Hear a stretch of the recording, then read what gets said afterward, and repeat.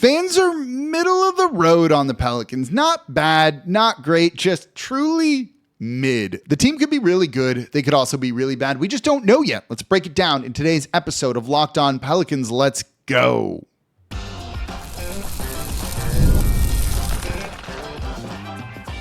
You are Locked On Pelicans, your daily New Orleans Pelicans podcast, part of the Locked On Podcast Network, your team every day. Welcome to another edition of Locked On Pelicans, the daily podcast covering your favorite team, the New Orleans Pelicans in NBA, part of the Locked On Podcast Network, your team every day, available wherever you get your podcasts and available on YouTube. I'm your host, Pelicans Insider, credential member of the media, Jake Madison, at NOLA Jake on Twitter, here with you on this Wednesday. It's the middle of the week and fans are feeling mid on this Pelicans team. We're going to continue breaking down the fan survey that I had out for the past 2 weeks. I've got some interesting results, I think, on the overall direction of this team, the ceiling of this team, kind of everything around the team. This is a lot of your responses on scales of 1 to 5, 1 to 10 questions here. So we're going to break it all down in today's episode of Locked On Pelicans. And of course, thank you for making Locked On Pelicans your first listen today and every day. We are here Monday through Friday, the #1 Pelicans podcast, covering everything you want to know about this Pelicans team. So please subscribe wherever you get your podcasts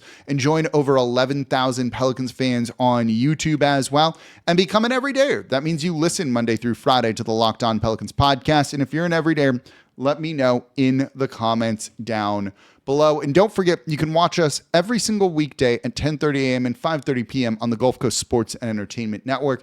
Same place you watch your Pelicans play, which is a very cool thing to be able to say.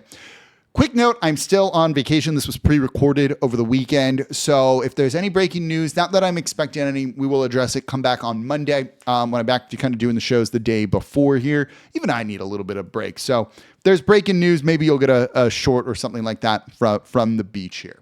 So it's Wednesday. It's the middle of the week, and fans are feeling mid on the team. What does that mean exactly, though? Let's get into the fan survey results to really kind of look at some of that here. You know, across most of the survey, if a question was on a scale of 1 to 5, on a scale of 1 to 10, like truthfully, y'all landed like squarely in the middle. You heard me talk about it a little bit in yesterday's show with Zion Williamson of, do you feel he can be healthy? And it was just a 2.4 out of 5, right? You know, so let's start with one of the first questions that I asked in this survey. It was the first question. Compared to last season, do you feel the Pelicans are much better, slightly better, about the same, slightly worse, much worse? About 75% of responses said the Pelicans are about the same, slightly worse, or slightly better than last season.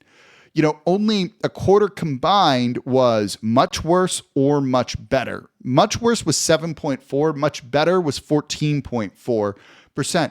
The rest of it, again, it's about 75%, basically saying they're about the same. Slightly better is a good thing. That was 43.1% of the vote. About the same was 20.3%, and slightly worse was 14.9%. But you know, 43%, let's call it 50% here, said, you know, slightly better or about the same, right? Those three things are pretty close in my opinion here. It just feels like, you know, a lot of people feel this team is stuck. David Griffin was let go, fired, brought in Joe Dumars, who has massively changed the roster. Don't get me wrong, but were these the type of moves that like truly elevate a team? And I think the answer to that is like, probably not, right? You know, confidence in making the playoffs is 2.4 out of 5, an average of 2.4 out of 5. So again, right in the middle here. And then it's continued when I asked you how many wins you thought the team was going to have this season. And the average to that number was 40.2. So we'll round down and call it 40 wins. So they're 40 and 42, slightly under 500, right? Why is everything kind of in the middle? Now, maybe the team is just, like a mid-lean team. You know, 40 and 42 is probably enough to get you in sniffing distance of the play-in tournament here. So that kind of checks out, and we'll get into what the team ceiling is in the next segment here. But I think a big part of the reason for why people are kind of rating this team squarely, down the middle, is there's so much uncertainty here, right? There's new pieces, new players. Will Zion stay healthy? The rotation is going to be a little bit different right now. Could they exceed expectations? Yeah. Could they underperform? Also very, very possible. That unknown, I think, is pushing people to respond in the middle because you truly don't know. One of the questions that I asked, I actually kind of loved. I loved all the responses to all of this, truthfully.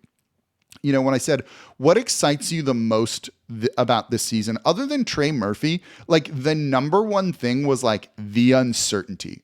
I just was scrolling at all the answers.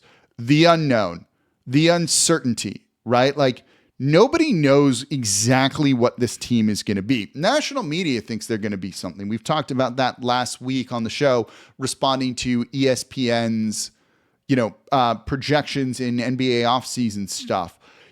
But so many people responded like, I don't know what's going to happen. So one, that is kind of exciting. Like when you don't know, good or bad, it's going to be interesting. There's definitely that for certain, right? Here's another response. The uncertainty here. Another one, the uncertainty. Like that was like a very big theme coming out in all of this, that like maybe, playing without any pressure or expectations, there's kind of like an uncertainty to that like response as well here. No one exactly knows what the team's going to be. We talked about this for those who listened to yesterday's show about Zion Williamson, the everydayers here, know that if people think if he plays 65 plus games, this team can be very good. Over a third pick that they could win a first round series and lose in the second round. Their range of outcomes for this year is like probably the widest of any team. That's why I've said, like, I don't know if they're going to be as bad as people want to make them out to be. And that's why maybe it's okay of trading for Derek Queen and giving up an unprotected first round pick next year. If, you think they're going to be good, if they make the playoffs, they're kind of justified in that deal all of a sudden, I think. So that's what makes this kind of interesting. And I think you're seeing, that uncertainty in this kind of really reflected in the survey results. It goes to something that I've been talking about a lot that we'll get into a little bit more later in the show of, the Pelicans aren't stuck, in my opinion. They just haven't picked a path, whether that's the path to being really good or the path to being really bad and going through a rebuild. They haven't made that yet. They're not just stuck and torn between things. They're waiting for the right time to make the decision. That to me is smart, but it does kind of mean we don't know what they're going to pick just yet, right? And that's what is kind of interesting here. Some of the quotes from y'all, the fans here said, quote, I like the new guys, but it feels like the same team, not worse, not better, right? I think a lot of people are equating Jordan Poole, basically kind of being equal to CJ McCollum or like, a slight upgrade, let's say, even if it's not significant. And so that's not the kind of move that makes you look at it and go like, oh yeah, there's a difference maker there. Poole has a bunch of fans, so I know y'all think he's going to be a difference maker, but I'm responding to a couple hundred responses here when it comes to all this. Looking at, let me pull up the questions about Jordan Poole here. I don't know where it just went. How do you feel about the Pelicans acquiring Jordan Poole? 46.5% said somewhat positive. 16.3% said neutral. No one said somewhat. A few people said somewhat negative. Some people said very negative. That's a combined 8.5%. And then about 28.7% said very positive. But the majority there is somewhat positive, right? Like it's not a paradigm shifting move. Someone else said, I'm cautiously optimistic, but I don't expect miracles. Another one said, quote, we could be really good. We could be really bad. I just don't know yet. And that uncertainty, I think, is feeding into why people are kind of projecting the Pelicans right here down the middle. But let's talk ceiling, right? A few fans are either extreme optimists or pessimists, but overwhelming, the mood is just mid. And that midness reflects kind of everything, but it ties into the ceiling too. Let's talk about that. That's coming up here next in today's episode of Locked On Pelicans. Today's episode of Locked On Pelicans is brought to you by FanDuel. The NFL season is here, and FanDuel is making sure you're ready for kickoff with a can't-miss offer. Right now, new customers can bet just $5, and if your bet wins, you're going to get $300 in bonus bets to use across the app. We've been running FanDuel. They've been supporting Locked On for a long time. This might be the best offer in terms of bonus bets I think I have ever seen here. New customers can bet just $5, and if your bet wins, $300 in bonus bets. You don't want to miss this one. I love FanDuel because it just fits however you want to bet. If you like the player props, they've got it. You want to stick with the spreads, no problem. You want to combine those all into a same game parlay, get a big payout, you can absolutely do it. It just makes every game more exciting, whether you're watching the Saints, your other favorite team, or just trying to kind of keep things interesting with football on. So are you ready to play? Download the FanDuel app today. Now by visiting fanduel.com to get started. That's fanduel.com to place your first $5 bet and get $300 in bonus bets if your first $5 bet wins over at fanduel.com.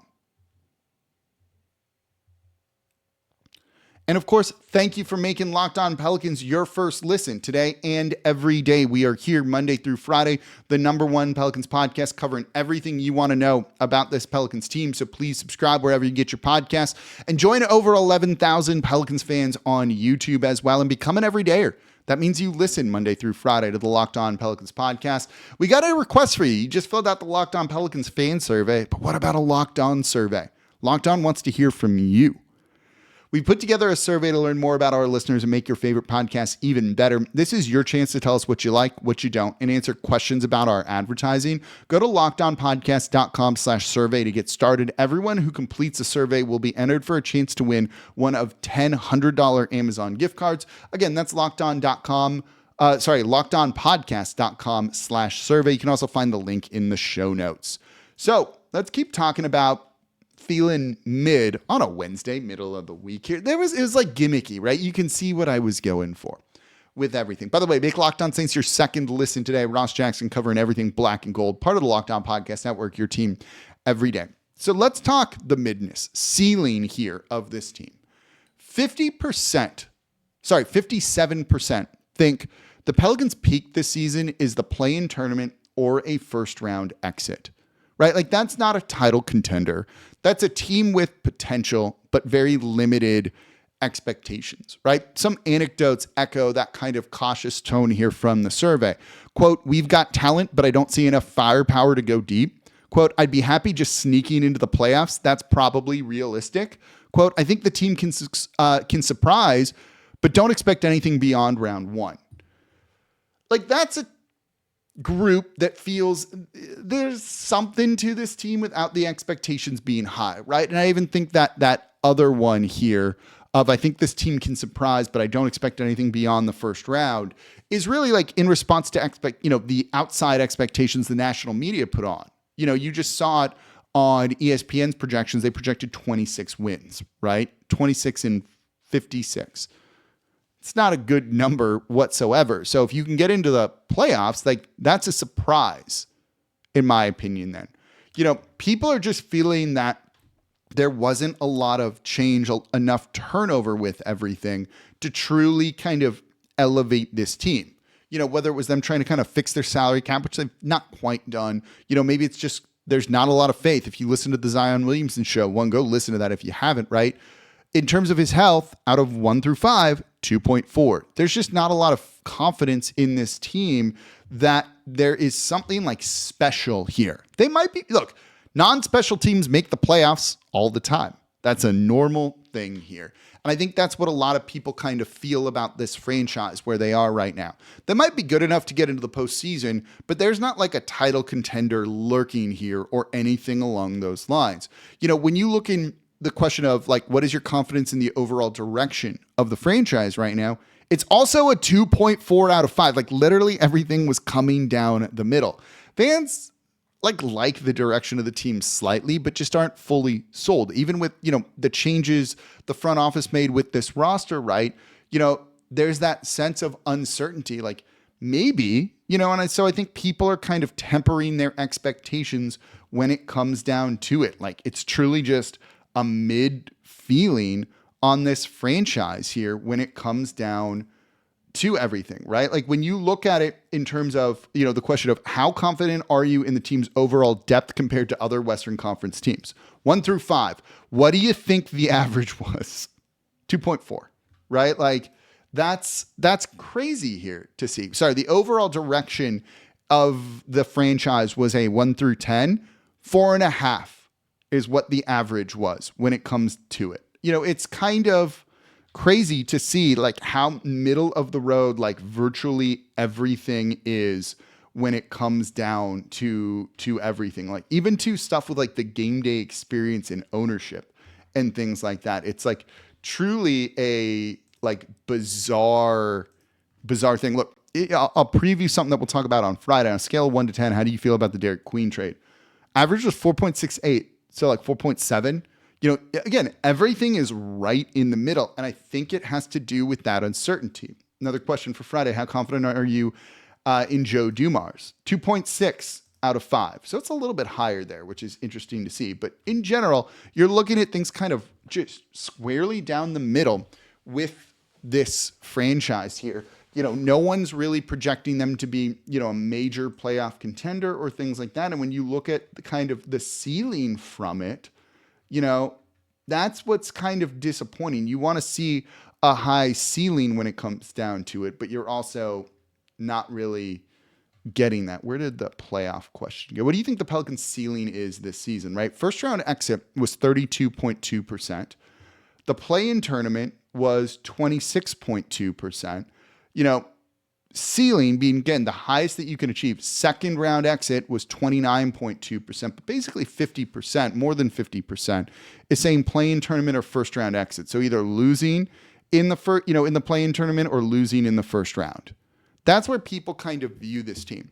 Now, here's the thing about that I find kind of interesting. That's arguably the worst place to be in the NBA, especially for the Pelicans. Say this year, maybe not.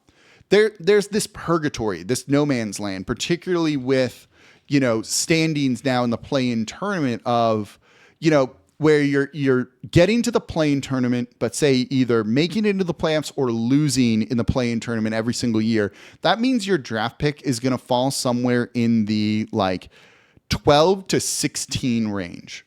So, you know, your lottery pick before the projected like jump and stuff like that. You know, that's not great. If you look at the star players and where they're drafted, they're predominantly in the top 5. There's some outliers, don't get me wrong. But normally those guys are going in the top 5. So if you're picking 12 every single year, it sounds nice, but that's not usually enough to get kind of like the difference-making kind of player that you need. And so then you're stuck being kind of a mid-team. The Chicago Bulls are like the perfect example of this over the past couple of years. This is a team that just is kind of there, right? Like that's where they are. They're not picking high or anything like that year after year. Even if they own their own first round pick or something like that, they picked 12 in this draft, right? They picked, who was it in 2024? Where were the Bulls? 11. I'm going through all the old things. 2023, the Victor Wembanyama draft. Where were the Bulls? Bulls didn't have a first round pick in that draft. That was probably from one of the trades, right? Like you see that, and they're always a team that's like barely at 500, squeaking into the play-in tournament and losing in the first round, and they have no direction. We rightly rip them for not having a direction. Their direction is, let's get like a couple of extra home games of playoffs, make some money, and just never like bottom out to kind of do what you almost need to do to kind of go through a rebuild and get that kind of cornerstone player. The Pelicans don't need to do that. If you have Zion Williamson, who's healthy, he's a cornerstone guy. Can be when he's healthy. We discussed it yesterday. Monday, we discussed Trey Murphy can be that guy in the face of the franchise too. So this doesn't matter as much for the Pelicans because they kind of have those blue chip players, whether it's Derek Queen, Jeremiah Fears, who they feel fit that bill as well. You have those guys. But being kind of like a perpetual play-in first round exit team is not a great spot to be in. And look, if Jeremiah Fears doesn't pan out, if you trade Zion or he stays injured, whatever, like that's where this becomes a problem. And eventually you just can't kind of keep doing like middle of the road anymore. And so that's not a great thing for New Orleans to try and be in. So there's kind of that sense of like you get stuck, you stagnate. I don't think the team's there right now. They could be that, but I don't think they're there right now. And I do think that is an important distinction, but I get why people feel that way. And it is worth acknowledging you don't want to be there in the first place. So let's talk about where like this team is and kind of what this like mid feeling truly means. That's coming up here next in today's episode of Locked On Pelicans.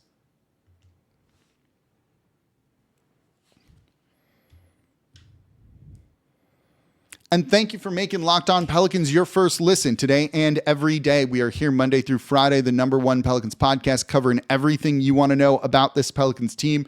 So please subscribe wherever you get your podcasts and join over 11,000 Pelicans fans on YouTube as well. And become an everydayer. That means you listen Monday through Friday to the Locked On Pelicans podcast. And if you're an everydayer, let me know in the comments down below. And look, I just appreciate you listening whenever you tune in to Locked On Pelicans.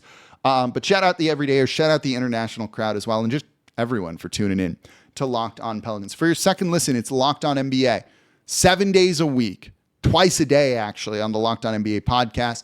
I'm on there every Friday. We're covering Eurobasket and all the biggest stories around the association right now. Make Locked On NBA your second listen today, part of the Locked On Podcast Network, your team every day. So everyone's just feeling kind of mid on the team here. Let's talk about what that means a little bit, right? As I said, and going back to the beginning, I think there's a sense of uncertainty around the team. You have a new regime coming in Joe Dumars, changing the front office, changing some of the roster, but some pieces not being changed just yet. We'll talk more about Willie Green in tomorrow's show and on Friday as well. But, it takes time to just do a whole overall overhaul of the franchise. And I think, if that's what Joe Dumars is planning on doing, that usually takes a season or two to try and kind of get to that point. So I do think that is worth keeping in mind when looking at this team, right? And truthfully, we mentioned the Joe Dumars, like how much confidence do you have in him 1 through 5? And it was a 2.6. So it's a little bit higher there, right? Like there is something to that. When I asked what excites you most about the season for the write-in answers, I'm looking at one response right now that was new front office. Like they're at least kind of going in a slightly different direction than they were before. That's something. They just haven't veered into, you haven't pulled the wheel to go down that path fully yet. They're still trying to decide and are at a bit of a crossroads. One of the options for what excites you most about the season was listening to Locked On Pelicans. So shout out that person is really nice for everything, right? So that unknown is there, but there is also just a feeling of, okay, it's going to be different and that's good, right? Here's another one. Joe Dumars being a straight shooter and not a politician is what excites that person the most about this upcoming season. I think, there's one that says just a fresh start after all of the injuries last season, right? A slight different direction to kind of change the narrative around the franchise was needed. And people are kind of seeing that. But again, what is, when you say the new direction, what exactly is the new direction? Because based on where it stands right now, as of now, it seems like it's about the same. Again, is the roster better or worse than a season ago? And everyone's like, it's kind of the same. Maybe slightly better, maybe slightly worse, but not like much better, not much worse or anything like that. So that feeling is kind of existing. And it's going to exist until the Pelicans pick a path, right? They're doing the 2 timelines approach as of just for this moment. But they won't be doing 2 timelines, hopefully, the whole season, because then I think you do neither of them well, right? Maybe they just need to develop young guys. And if you see them kind of going all in the development of Jeremiah Fears and Derek Queen and those guys playing well, you start to feel maybe better about the direction of the team because the future of the team is going to be in those guys' hands when it comes to it. Maybe Zion's healthy, looks incredible, and the team kind of is like, let's go make a big move and add something to this. They still have the ability to do so. And if they do that, you're going to look at this team and be like, oh, wow, Zion's him again. 51% of y'all still believe he can be a franchise cornerstone. So there is once they pick the path, I think these type of questions that are coming in right in the middle start to skew more one way or another. If you believe, if they kind of go to Jeremiah Fears and Derek Queen as the future and start prioritizing development and you feel those guys are going to be good, you're going to be like, I like where this team is headed. I feel good about the future of this franchise. If Zion's coming in and lighting it up, you're going to be like, you know what? I feel good about the playoffs here. I feel good about him as kind of the franchise cornerstone and building around him. And then it's going to impact how you feel about Joe Dumars. And these questions, if we were to ask this in a year from now, I think will look very, very different. Once we kind of just, everything's hypothetical right now. Jordan Poole being the big addition here to the squad, or one of them, he has potential to very fit insanely well next to Zion Williamson. Truly does. but we've got to see it in action, right? Will Trey take that leap that we're hoping for? It's just as we talked about in the beginning, so many unknowns with this franchise currently that it's tough to like get a read on it, right? I would have done the same thing of like kind of shooting down the middle if I were answering these questions for everything. They could be good. They really could be. They also easily could not be good. And until we kind of have a better answer to that question, yeah, everything's going to kind of be in the middle. This team's going to kind of feel mid and maybe feel stuck. But like I said, I don't think they are stuck. So while fans are mid on the team, mid on the ceiling, mid on the direction, do I sound hip by saying mid? Once that uncertainty starts to fade away, which will start to happen once we see them play games, then things change a little bit, right? And then all of a sudden, it's not about them being kind of in the middle. They have a direction, and we can start looking at that and kind of evaluating them based on the path that they want to go down, rather than the two timelines approach and like, how do you evaluate this one or how do you evaluate this one, the other one, if they're not fully committed to anything like that. So it feels like they're stuck, even though I don't actually think they're stuck, and I think they're just waiting to choose. Do you agree? Do you disagree with that? Let me know in the comments down below on YouTube. So that's going to do it for this episode of Locked On Pelicans. The show tomorrow, we are going to look at ownership, arena, Willie Green, a number of other things here too, comparing kind of everything. It's going to be a really interesting episode. Make sure you tune in to Locked On Pelicans tomorrow. But that's going to do it for this episode of Locked On Pelicans. As always, I'm your host, Jake Madison, at NOLA Jake on Twitter. This is the Locked On Pelicans podcast, part of the Locked On Podcast Network, your team every day. I appreciate y'all so much for listening, and I'll be back with y'all tomorrow.